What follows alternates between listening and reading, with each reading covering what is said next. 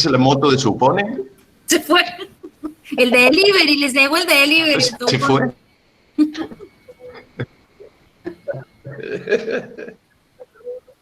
Bueno, vamos a ponernos serio.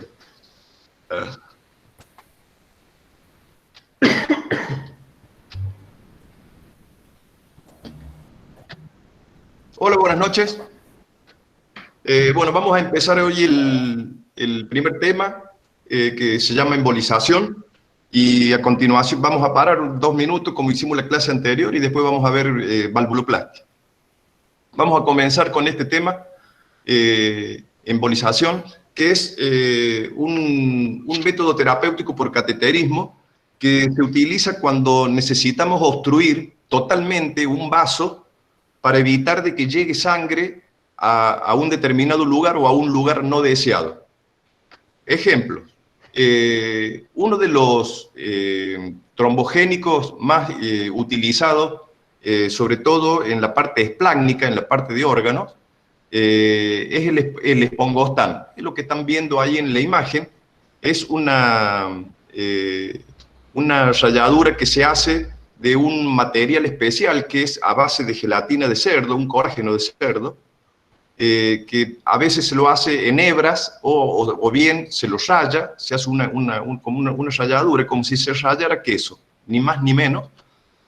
Ese material embolígeno se coloca dentro de una jeringa normalmente de 5 centímetros cúbicos o de 10 centímetros cúbicos, diluido con material de contraste, para inyectarlo en un lugar donde nosotros deseamos obstruir 100% un vaso para que a ese lugar no llegue absolutamente nada de sangre.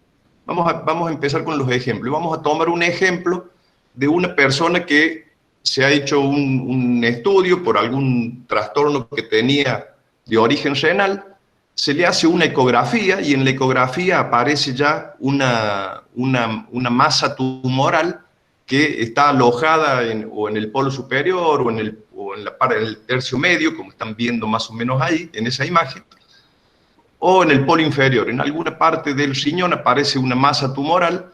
Esa masa tumoral se mide ecográficamente, se hace una medición para ver más o menos cuánto mide, y a continuación lo que se hace es una arteriografía renal.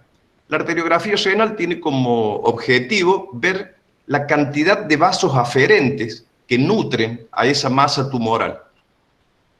Hay que hacer todas las proyecciones clásicas y especiales para ver la cantidad de vasos aferentes y estar seguro de que si son 5 vasos aferentes que nutren a esa masa tumoral, vayamos a posterior a embolizar los 5 vasos aferentes, que no quede ninguno libre, ninguno que siga transportándole sangre, nutriendo a esa masa tumoral. Por lo tanto, una vez hecho el diagnóstico ecográfico y angiográfico, ya estamos en condiciones de hacer una terapéutica por cateterismo que se denomina embolización. Vamos a utilizar, en este caso, podemos utilizar 2 agentes embolígenos, o podemos utilizar el espongostán, o podemos utilizar embóferas, que son unas micropartículas de polivinilalcohol, y la diferencia que tiene entre utilizar espongostán y utilizar polivinilalcohol es que la embolización con espongostán es una embolización temporaria, dura un tiempo esa embolización y pasado aproximadamente los 30 días ya se empieza a abrir. Por lo tanto, el material cede, es absorbido, es reabsorbido en realidad, y deja de que la sangre comience a ingresar nuevamente a la masa tumoral. Cuando se emboliza con polivinilalcohol no, porque el polivinilalcohol son embóferas, son micropartículas solidificadas, por lo tanto cuando ingresan hacen una obstrucción permanente y ya es imposible de que entre la sangre a esa masa tumoral.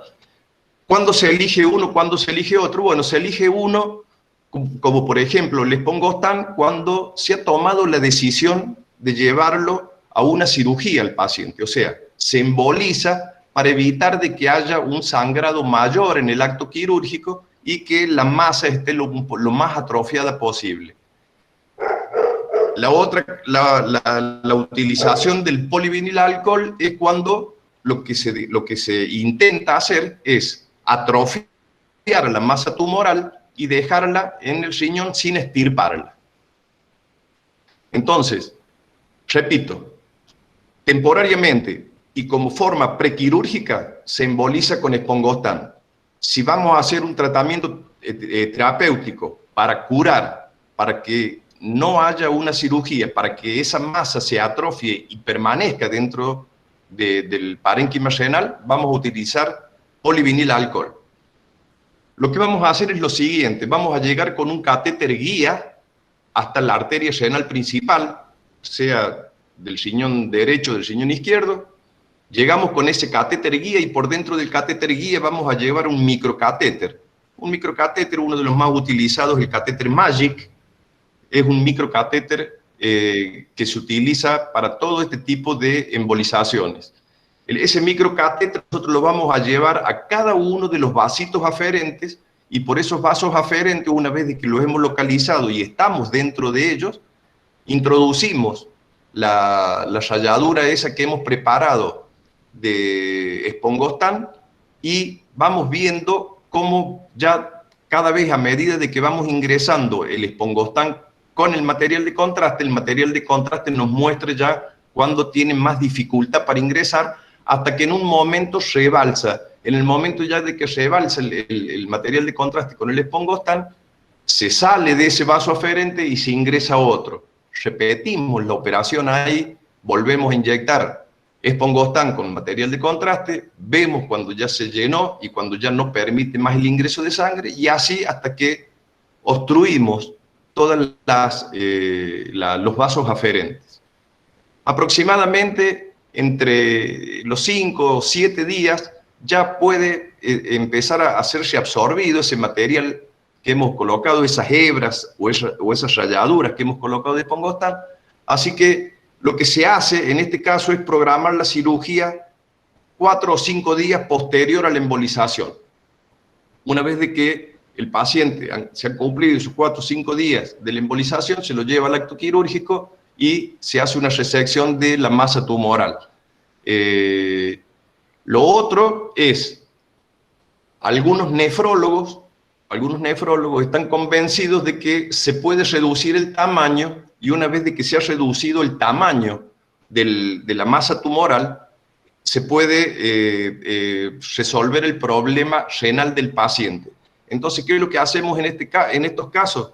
Bueno, ya habiendo identificado cuántos vasos aferentes tiene el paciente, lo que vamos a hacer es colocar una cantidad, por lo menos 2, en una jeringa de 5 centímetros cúbicos, colocamos 2 centímetros cúbicos cubiertos con embóferas, con polivinilalcohol y con material de contraste.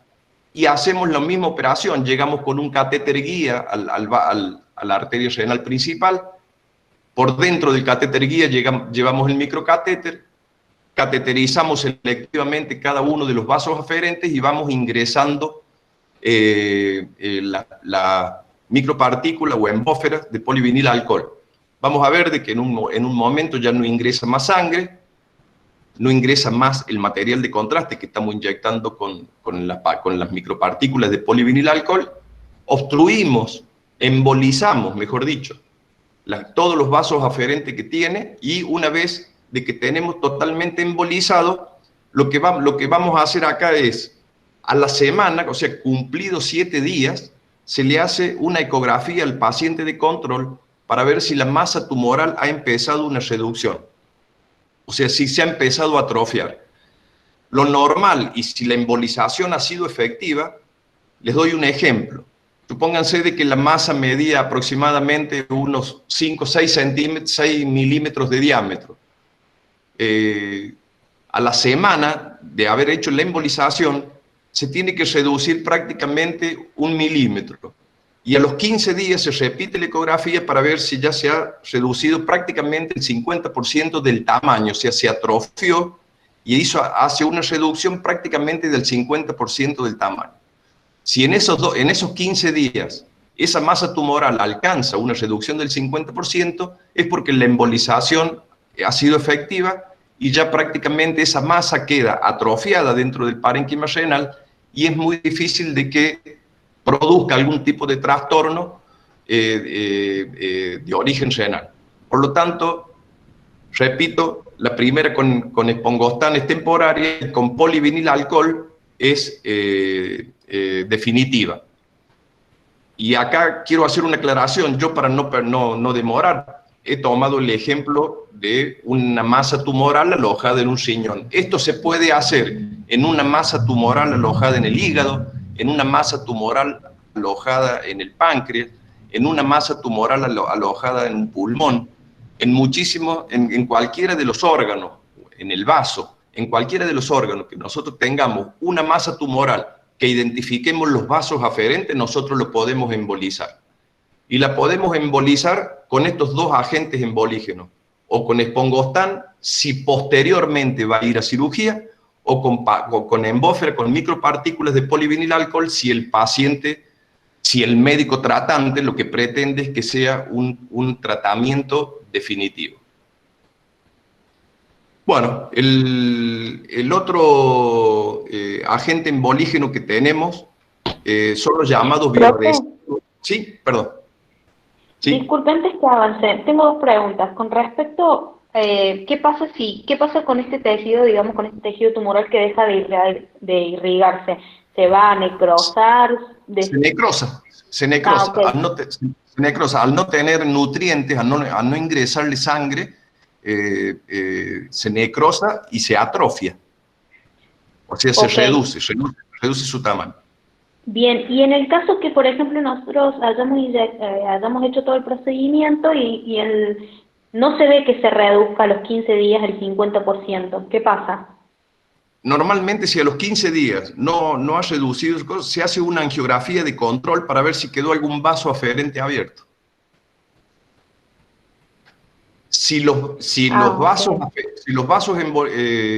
aferentes eran 4, o eran 5, o 6, y se embolizaron todos, el resultado es excelente. Ahora, si tenía 6 y se embolizaron 5, por ese vaso aferente se sigue nutriendo y la masa se sigue desarrollando. ¿Está contestado? Sí, profe, y en ese caso, ¿qué haríamos? Por ejemplo, ¿volvemos a hacer procedimiento? Se busca el vaso aferente que ha quedado abierto y se lo emboliza. Ah, ok, profe, gracias. Bueno, vamos a continuar con los agentes bioadhesivos o tisulares, o adhesivos tisulares.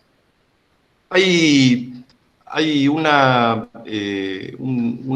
alteración anatomomorfológica, que no sé si la han sentido, que se llama malformación arteriovenosa. La malformación arteriovenosa es una malformación que se da normalmente a nivel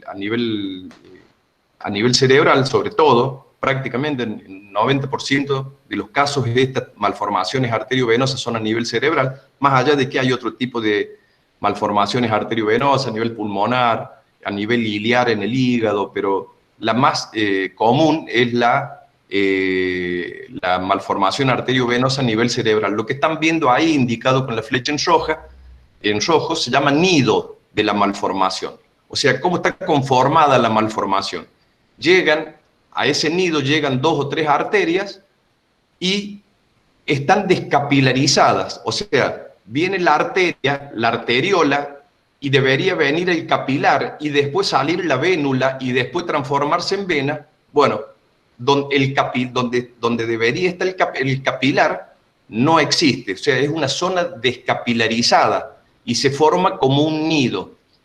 Ese nido empieza a crecer, y acá se presentan dos problemas. Uno es el crecimiento del nido, que puede modificar la posición, la estructura de otros elementos anatómicos en el cerebro, y empieza a causar algunos trastornos a nivel cerebral. Y el otro problema que tiene es que, como no hay capilares, la arteria le transmite la presión, la arteria le transmite su presión a las venas. Por lo tanto, tenemos arterias con una presión, supónganse, sistólica de 120 milímetros de mercurio de presión, y una vena que debería tener 30 o 35 milímetros de mercurio de presión, pasa a tener la misma presión que tiene la arteria. Por lo tanto, esa arteria crecen, aumentan, prácticamente triplican su tamaño y también empiezan a incomodar otras estructuras anatómicas. Ahí en ese momento, cuando se producen ya el crecimiento del nido y las venas, comienzan los trastornos cerebrales en muchos pacientes, puede haber pérdida de conocimiento transitoria, pueden haber desmayos, cefaleas intensas. Entonces, eso hace de que el paciente en un determinado momento, con todo esa sintomatología, se lo lleve a hacer un estudio, se hace la arteriografía cerebral, y en este caso es muy parecido a lo que acabamos de hablar recién con la parte renal. Vamos a hacer una arteriografía cerebral y tenemos que visualizar perfectamente cuántos vasos aferentes están nutriendo en ese nido y le están pasando la presión arterial al sistema venoso. Por lo tanto, tenemos que embolizar. Si ustedes se fijan ahí en donde está la flecha roja, hay prácticamente 3 vasos que están llegando, 3 vasos bien marcados que están llegando al nido, y lógicamente no se olviden de que por cada arteria salen 2 venas, así que si son 3 o 4, las arterias que están llegando son por lo menos 6 u 8 venas que han aumentado su tamaño, que han triplicado su tamaño. Por lo tanto, hay que embolizar. ¿Qué es lo que vamos a utilizar acá? Bueno, utilizamos unos bioadhesivos o adhesivos tisulares que se llaman. Los 2 más conocidos, los 2 más utilizados que hay en el mercado son el Histoacril y el Onyx. Como para que tengan una idea. Es exactamente igual que la gotita, con la diferencia que la gotita solidifica cuando nosotros la ponemos en contacto con el medio ambiente, en aire. Bueno, estos bioadhesivos, estos adhesivos tisulares, son líquidos, pero cuando hacen contacto con la sangre, solidifican. O sea, hacen como una piedrita y directamente no deja que ingrese más la sangre. Lo que sí es muy importante en este tipo de embolización es llegar prácticamente a donde la arteriola desemboca en el nido. O sea, no se puede embolizar en cualquier parte, en cualquier lado de la arteria que llega como vaso aferente. Hay que llegar prácticamente al nido, y sobre el nido es donde se debe depositar ese Histoacril o el Onyx, cualquiera de los 2. Lo que vamos a hacer acá en este caso es, lógicamente, en la arteriografía cerebral, haber visto cuántos vasos aferentes, cuántas arterias nutren a ese nido o llegan a ese nido, y a partir de ahí vamos a ir con un catéter guía hasta la arteria principal. Por ejemplo, esto que están viendo acá, la arteria principal es una carótida. Por lo tanto, llevamos el catéter guía hasta la carótida, y a través del catéter guía, que lo dejamos posicionado en la carótida interna, lo que hacemos es subir el microcatéter. Vuelvo a repetir, normalmente el Magic es uno de los catéteres más utilizados, uno de los que tiene mayor flexibilidad y maleabilidad. Por lo tanto, con el microcatéter empezamos a sortear y tenemos que llegar prácticamente hasta donde está la flecha roja, por ejemplo, en la primera nutriente que tiene, el primer vaso aferente. Llegamos hasta ahí, bien hasta ahí, y ahí, a través del catéter Magic, soltamos, se inyecta el adhesivo tisular o el bioadhesivo con material de contraste. Acá depende mucho lo avesado que sea el operador en el manejo de este embolígeno, porque se inyecta y hay que sacar muy rápido el microcatéter una vez que se inyectó, porque la solidificación es en cuestión de segundos. Y si el catéter queda ahí, muchas veces puede quedar atrapado y es difícil después recuperar el catéter. Por lo tanto, se inyecta y se tironea el catéter para sacarlo rápidamente de ahí. ¿Cómo se prepara? Bueno, fíjense, no sé si Mili, tenés la imagen ahí del Histoacril. Vienen en un sachecito de 1 centímetro cúbico. 1 centímetro cúbico, ese centímetro cúbico se coloca en una jeringa de 5 centímetros cúbicos y para diluirlo, porque es bastante espeso, lo que se hace, se colocan 2 o 3 centímetros cúbicos de material de contraste, siempre hexayodado, siempre hexayodado. 2 o 3, repito, 2 o 3 centímetros cúbicos de material de contraste hexayodado y el centímetro cúbico que trae el sachet, un sachet muy chiquitito, que trae 1 centímetro cúbico de listoacril o del ónix. Ahí está, ahí tienen el sachet, ahí se lo ve. Ese sachet ahí se corta con un bisturí, cortamos la punta y se vacía en la jeringa de 5 centímetros cúbicos y a partir de ahí le colocamos 2 o 3 centímetros cúbicos para hacerlo un poco más viscoso o menos viscoso, de acuerdo a lo que el operador quiera, y se inyecta en el vaso aferente, bien cerca del nido. Una vez de que se inyectó, que se vació la jeringa, se retira rápidamente el catéter para que no se vaya a adherir el catéter, no vaya a quedar pegado. Es muy difícil que ocurra porque el operador que hace este tipo de técnicas son operadores normalmente neuroradiólogos bastante avesados en la técnica. Por lo tanto, se emboliza un vaso aferente, se emboliza, si hay 4 o 5, se embolizan los 4 o 5 vasos aferentes. Y lo que hacemos es, una vez de que hemos terminado de embolizar todos los vasos, hacemos una angiografía de control. Fíjense, por ejemplo, en la imagen de al lado, de la que está la flecha roja, la imagen que está al lado, ya la masa, el nido desapareció. El nido desapareció o está desapareciendo prácticamente, pero las venas, ya se ve de que las venas han vuelto a tener la presión venosa que tienen que tener, que es 30-35 milímetros de mercurio de presión, reducen su tamaño y es un paciente que en 24 horas prácticamente desaparece toda la sintomatología. Es un tratamiento de cura directamente para curar el problema que tiene este paciente. Es muy raro que que tanto el listoacril como el ónix se vuelvan a abrir y vuelvan a permitir el que se produzca esa malformación arteriovenosa. Bueno, y por último, lo que nos queda son la embolización de los aneurismas cerebrales.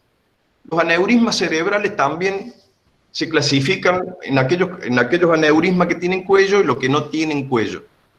Para embolizar los aneurismas, lo que utilizamos es un dispositivo especial que se llama coil, y ese coil tiene la capacidad de que una vez de que es liberado del catéter, fíjense en la imagen que está marcando Mili, en ese catéter, microcatéter celeste que tienen ahí, que es un catéter Magic, lleva ese coil por dentro y cuando lo va alargando, cuando se lo va empujando para que caiga dentro del aneurisma, fíjense de que empieza a ovillarse, tiene la capacidad este dispositivo de ovillarse y va completando el aneurisma. Se pueden soltar 3, 4, 5 aneurismas de acuerdo al tamaño, coils, de acuerdo al tamaño que tenga el aneurisma. Una vez de que hemos soltado una cantidad importante, 4 o 5 coils, y ya se ha rellenado el aneurisma, se hacen test con material de contraste para ver si ya la sangre sigue el camino por la arteria y no ingresa más al aneurisma. Una vez de que hemos angiográficamente comprobado de que efectivamente ya no ingresa sangre, quiere decir de que el aneurisma, que no entra material de contraste en este caso, quiere decir de que el aneurisma está sellado, de que ya no va a haber ningún problema si se llegara a romper, porque este coil tiene la capacidad de ser un elemento trombogénico, o sea, rápidamente trombosa la sangre que hay dentro del aneurisma. Por lo tanto, mientras estamos haciendo el tratamiento y estamos ingresando esos coils dentro del aneurisma, se va trombosando la sangre que hay dentro del aneurisma y por lo tanto en un momento ya no necesitamos ingresar más coil cuando ya estamos seguros de que no necesitamos ingresar más coil porque ya se ha completado el aneurisma, hacemos test de material de contraste y vemos ya de que la sangre pasa sin ningún tipo de problema y por lo tanto eso ha quedado embolizado. Pero acá había un problema, el problema era, si podés volver, Mili, al anterior, el problema eran los aneurismas sin cuello. ¿Qué pasa? Cuando el aneurisma no tiene cuello, como ese que está marcando Mili allá abajo, hay que tener cuidado porque si nosotros soltamos un coil ahí, o 2 o 3 coil, la corriente los puede arrastrar, la corriente sanguínea los puede arrastrar y llevarlo a un lugar no deseado. Por lo tanto, para estos casos se diseñó una técnica combinada que es colocar un stent cerebral, son un tipo de stent autoexpandible hecho pura y exclusivamente para trabajar como techo del aneurisma. O sea, el objetivo que tiene este stent es hacerle un techo al aneurisma y por lo tanto lo que hacemos acá cuando vamos a trabajar sobre un aneurisma sin cuello es colocar el stent sobre el cuello del aneurisma y una vez de que hemos colocado el stent, vamos con el microcatéter, ingresamos a través de una de las celdillas del stent y ahí sí colocamos los coils. Los coils se van a ovillar como corresponde, como lo hace el coil, y ve impedido de que se salga hacia el vaso porque el stent está actuando como techo y impide de que el ovillo ya se salga y quede cosa. Es una técnica combinada entonces de stent con coil para aneurisma sin cuello, sin cuello. Y lo último que hay para embolizar también este tipo de aneurisma es un dispositivo que ha salido en los últimos 8 o 10 años, apareció ya prácticamente a la venta, se venía probando de hacía tiempo, que es un dispositivo muy particular que se llama flow diverter o diversor de flujo o rediversor de flujo, que es un stent con otro stent adentro. O sea, son 2 stents enrollados entre sí y que tienen las celdas muy chiquititas, muy pequeñas. Entonces lo que hace el diversor de flujo, se lo coloca sobre el aneurisma, ya sea con cuello o sin cuello, esto es indistinto, y hace de que el flujo que va ingresando al aneurisma sea muy reducido, porque prácticamente la reducción que hace del flujo es de un 80-85% y prácticamente la sangre esa que va entrando es mínima al aneurisma y esa sangre como ingresa pero tiene dificultades para salir, se va trombosando. Y mientras tanto, el stent, este diversor de flujo, que es un stent intra-stent, o sea, 2 stents uno sobre otro, hacen de que, ahí tienen la imagen, hace de que prácticamente la sangre no pueda salir del aneurisma hacia la arteria y por lo tanto se trombosa todo el aneurisma, la sangre que está dentro del aneurisma, y el diversor de flujo permite de que la sangre siga su circulación normal sin ningún tipo de problema. Ya prácticamente entre 4 o 5 horas el aneurisma tiene sangre trombosada ya dentro de él y por lo tanto el diversor de flujo está trabajando correctamente. Es un sistema bastante sencillo que ha venido a simplificar un poco el tema de la colocación de coil, compiten uno con otro, ahí se llama pipeline, se llama el diversor de flujo, es un dispositivo de ultísima generación, que es una combinación de 3 aleaciones, níquel, titanio y cromo. Bueno, ¿hay alguna pregunta?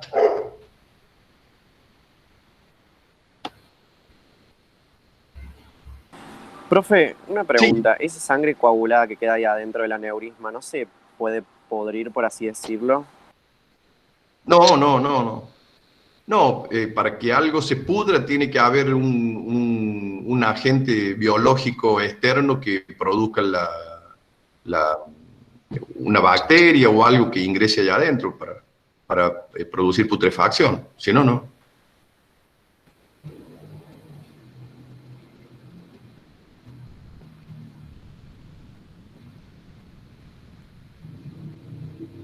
¿Alguna pregunta, chicos? ¿Cómo es que se llama ese método de stent doble? Flow Divert, diversor de flujo o redireccionador de flujo. Hay una pregunta en el chat que dice, ¿este método es para aneurismas con cuello y sin cuello o solo para sin cuello? Sí. No, para los dos. El diversor de flujo es para cualquiera. Es la opción que tiene el neuroradiólogo de elegir si tiene un diversor de flujo, colocar un diversor de flujo, o si quiere colocar el coil, coloca coil. Es un dispositivo más, una posibilidad más que tiene. El problema son los costos de este. Sí, los costos son los que... Sí, exactamente. No es lo mismo lo que vale el diversor de flujo que lo que valen los coil. Un diversor de flujo más o menos sale $1.000.000. Exactamente. ¿Puede repetir el que era para aneurisma sin cuello? Que hacía al techo el aneurisma y que ahí. Bueno, cuando tenés un aneurisma sin cuello y la posibilidad es embolizarlo con coil, vos tenés que asegurarte de que los coil queden dentro del aneurisma.